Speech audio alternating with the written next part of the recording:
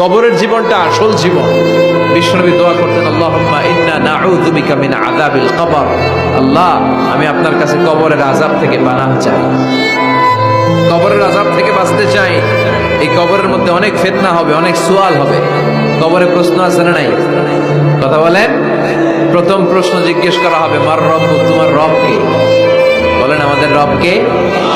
ওয়া মা দীনুক, তোমার ধর্ম কি?